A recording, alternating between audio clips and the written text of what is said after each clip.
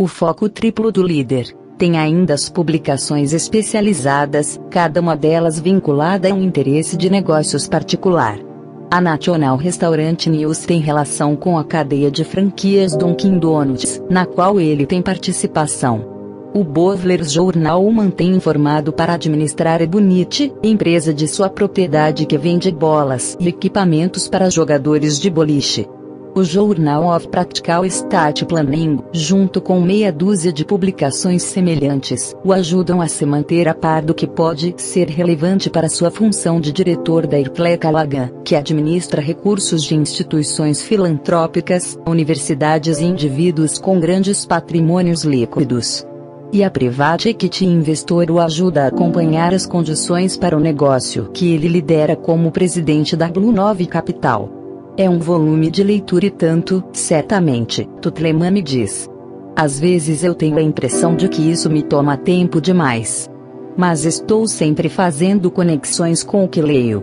É algo que me dá base para aquilo que faço. Quando Tutleman foi procurado em 2004 para investir numa cadeia de varejo chamada Five Below, ele conta. Eles apresentaram projeções para uma loja modelo, e os números estavam corretos para os custos e as margens, mas Tutleman foi além dos números, visitando uma das 6 lojas, onde comparou seus sinais internos com a forma como os outros estavam reagindo.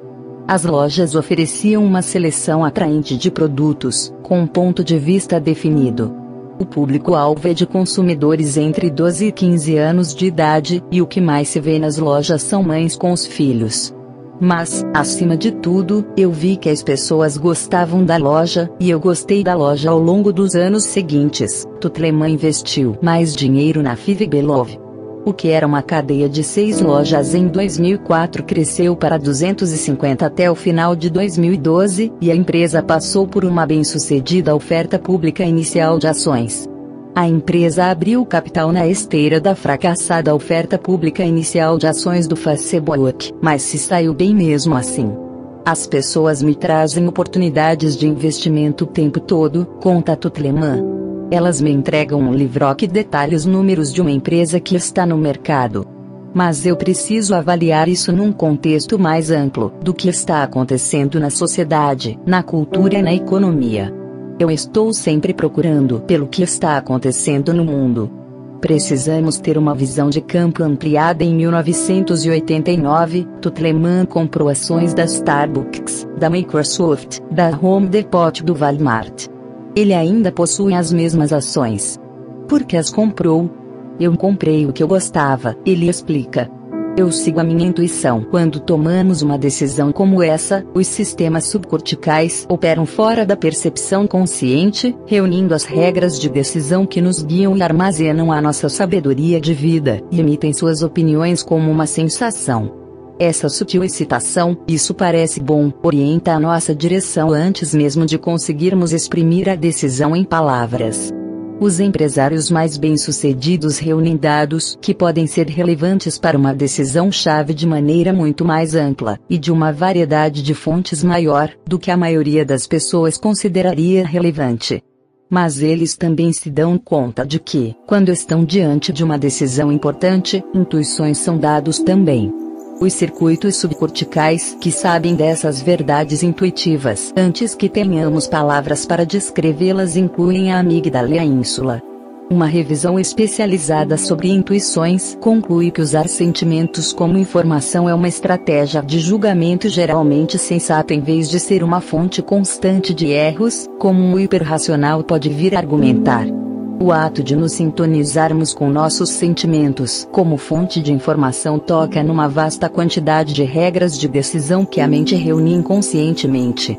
O tutorial de Tutleman para sua intuição provavelmente tem raízes naqueles primeiros anos, lendo o Wall Street Journal com seu avô, que, como imigrante russo, havia conseguido um emprego no mercado e acabou comprando a loja, depois comprando o distribuidor que fornecia para a loja. Depois de vender essa empresa, se tornou um investidor da Bolsa de Valores. Como seu pai e seu avô antes dele, conta Tutleman, eu sempre soube que seria investidor. As conversas à mesa de jantar quando eu era criança eram sempre sobre negócios. Estou nesse ramo há quase 30 anos, e sempre tive um portfólio de empresas. Toda empresa tem suas próprias questões com as quais eu estou sempre lidando.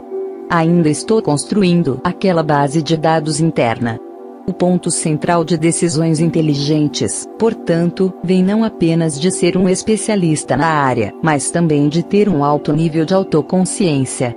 Se você conhece a si mesmo tão bem como conhece o seu negócio, pode ser mais perspicaz na interpretação dos fatos, enquanto, espera-se, se protege das distorções internas que possam embaçar suas lentes. Do contrário, ficamos apenas com a fria racionalidade que aparece, por exemplo, nas árvores de decisão, ferramentas do que é conhecido como a teoria da utilidade esperada, em que pesamos e computamos os prós e contras de todos os fatores relevantes. Um problema: a vida raramente se organiza tão bem. Outro: nossa mente ascendente informações fundamentais que nossa mente descendente não consegue acessar diretamente, que dirá incluir naquela árvore de decisão. O que parece bom no papel pode não ser tão incrível na realidade, como no caso dos mercados não regulados de derivativos de crédito de risco ou no caso da invasão do Iraque. Os líderes mais bem-sucedidos estão constantemente em busca de novas informações, diz Ruth Molloy, diretora global de liderança e talento do iGroup. Eles querem compreender o território em que operam.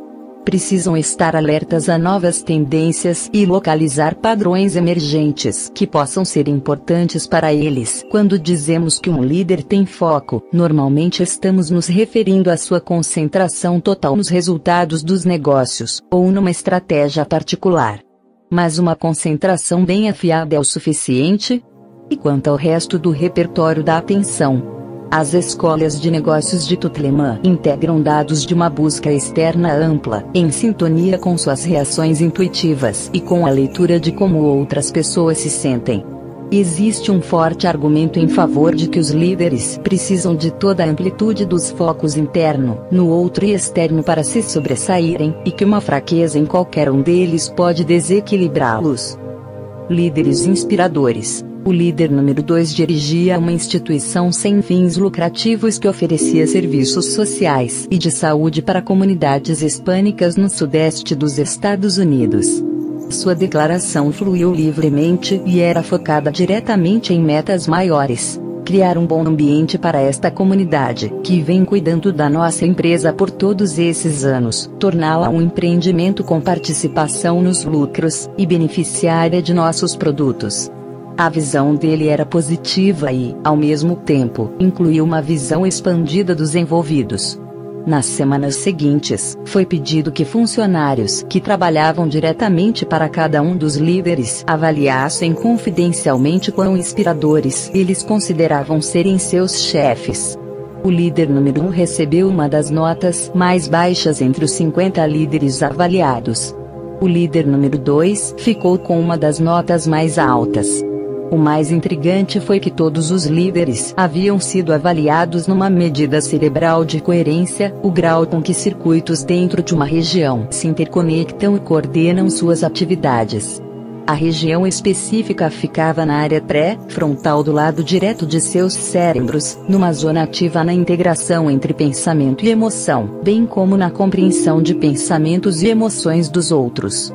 Os líderes inspiradores demonstraram um alto nível de coerência nessa área, chave para a consciência de si e do outro, e os líderes fracos, um nível muito baixo. Líderes que inspiram podem articular valores compartilhados que repercutem e motivam o grupo. Esses são os líderes com quem as pessoas adoram trabalhar, que trazem à tona a visão que move a todos. Mas para falar do coração, para o coração, um líder precisa primeiro conhecer seus valores. Isso demanda autoconsciência. Inspirar liderança demanda estar em sintonia tanto com uma realidade emocional interna quanto com a daqueles a quem queremos inspirar. Esses são os elementos da inteligência emocional que eu precisei repensar um pouco à luz da nossa nova compreensão do foco.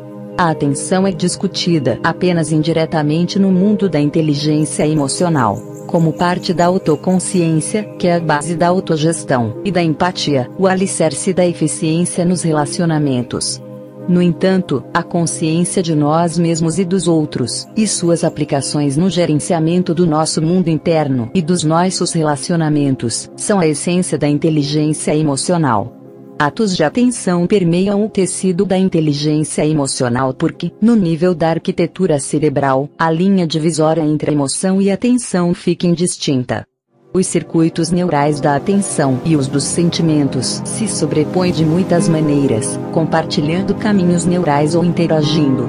Porque o cérebro mescla seus circuitos para a atenção e para a inteligência emocional, alguns desses circuitos neurais compartilhados são também os que distinguem a inteligência emocional de sua variedade mais acadêmica, Isso significa que um líder pode ser muito inteligente, mas não necessariamente ter as habilidades de foco associadas à inteligência emocional.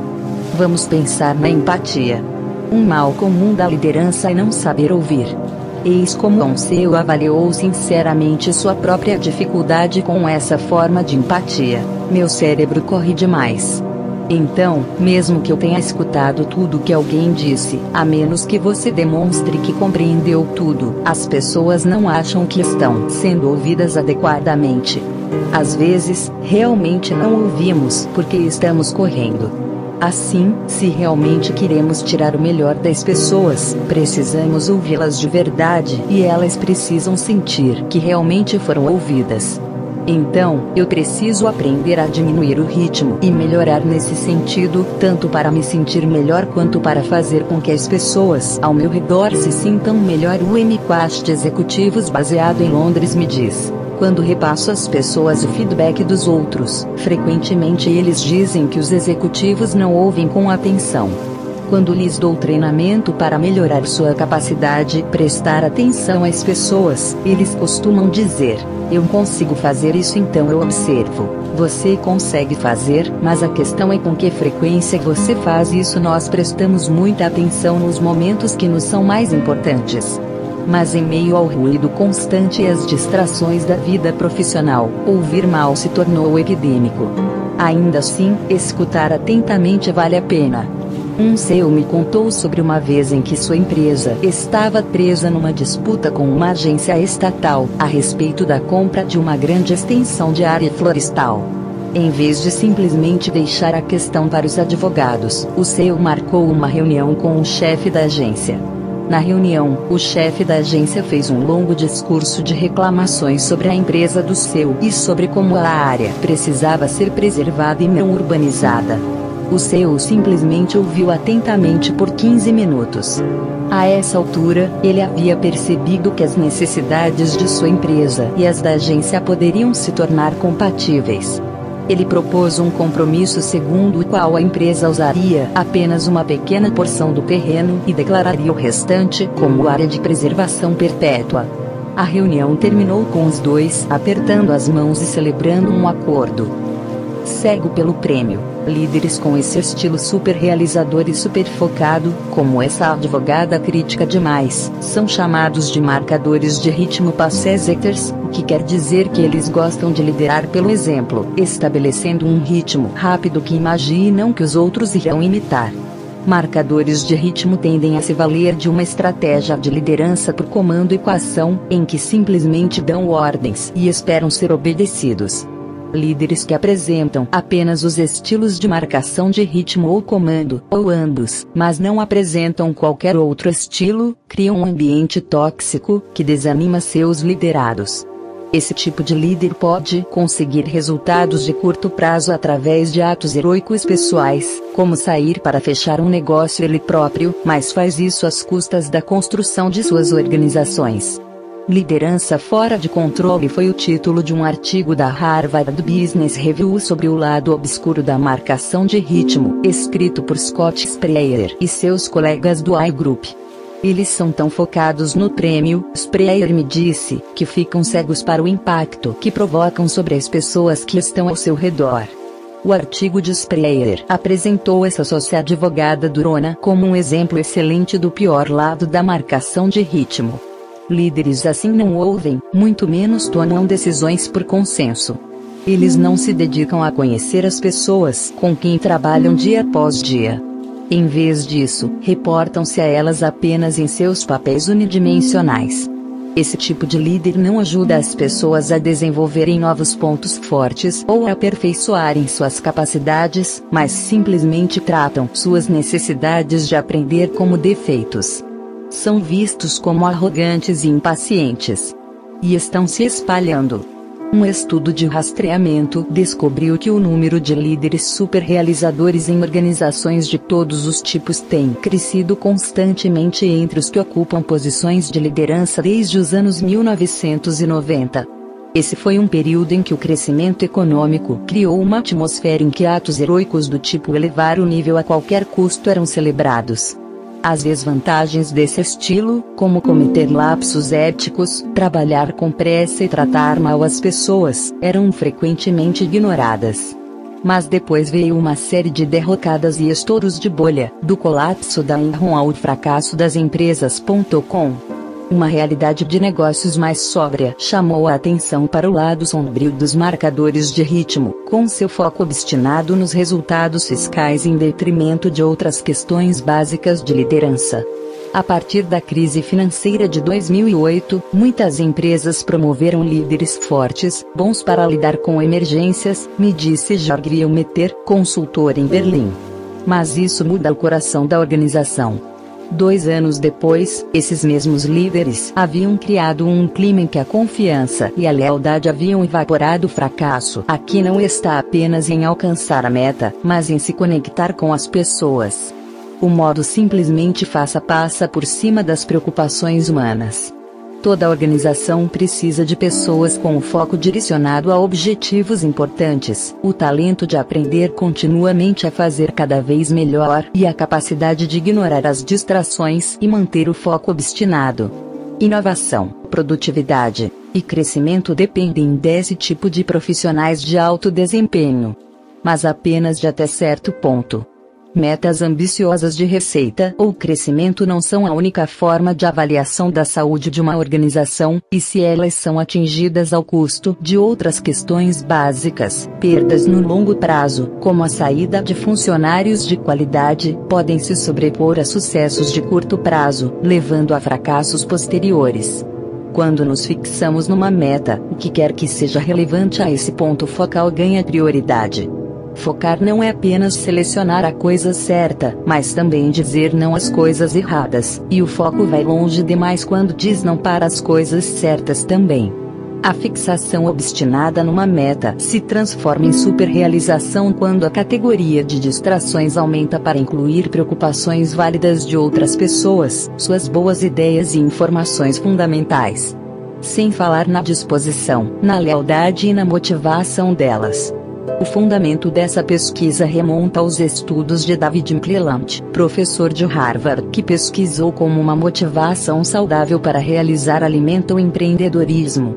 Mas, desde o começo, ele percebeu que alguns líderes de alto desempenho são tão fixados em encontrar atalhos para atingir as metas que podem não ser muito exigentes quanto aos meios que utilizam para alcançá-las.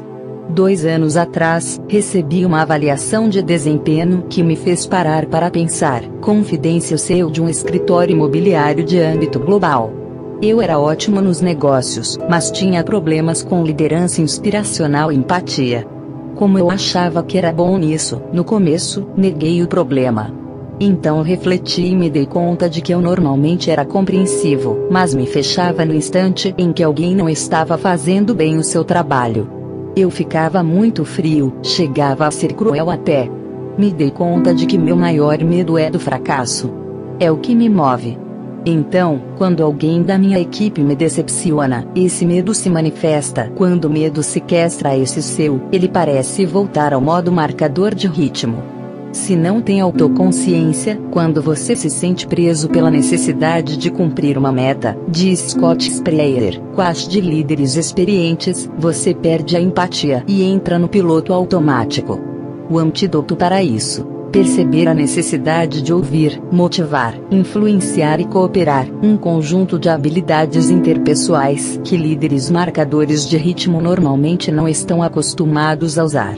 Nos piores casos, os marcadores de ritmo não têm empatia, me disse George Courrezer, um mago da liderança na IMD, uma escola de administração suíça.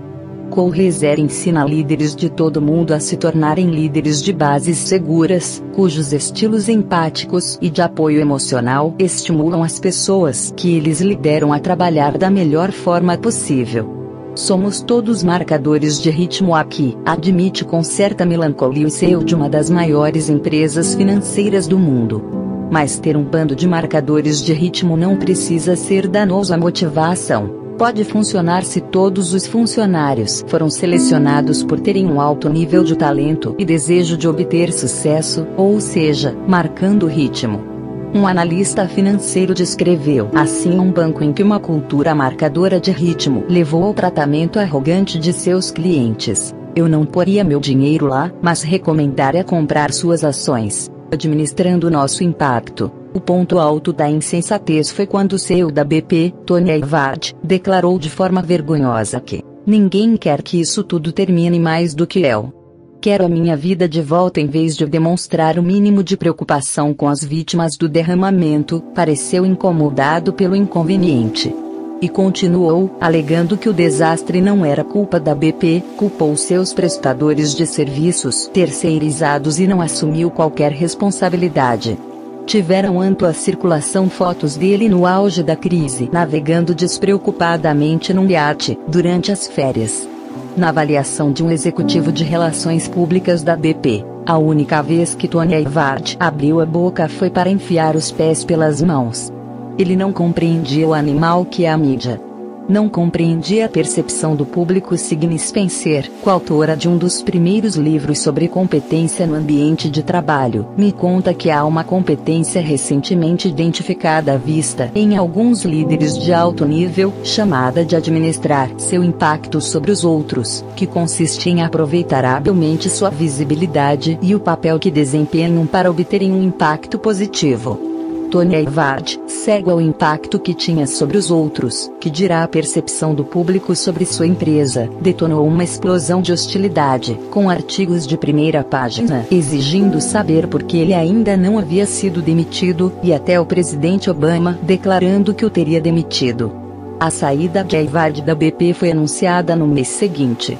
O desastre, desde então, custou à BP cerca de 40 bilhões de dólares em multas, fez 4 executivos serem acusados de negligência e levou o governo dos Estados Unidos a proibir novos negócios com a BP, incluindo novos contratos no Golfo, por causa da falta de integridade nos negócios. Tony Hayward é um caso exemplar dos custos de um líder com déficit de foco. Para prever como as pessoas irão reagir, você precisa ler as reações que as pessoas têm a você, diz Spencer. Isso demanda autoconsciência e empatia num ciclo de autorreforço. Você se torna mais consciente de como será visto pelas outras pessoas com alto nível de autoconsciência. Ela acrescenta, é possível desenvolver mais facilmente um bom autogerenciamento. Se você se gerencia melhor, você influencia melhor, Spencer diz. Durante a crise do derramamento de petróleo, Hayward parece ter falhado em tudo isso, e não conseguiu administrar seu próprio impacto. O foco triplo demanda um malabarismo de atenção, Eliot.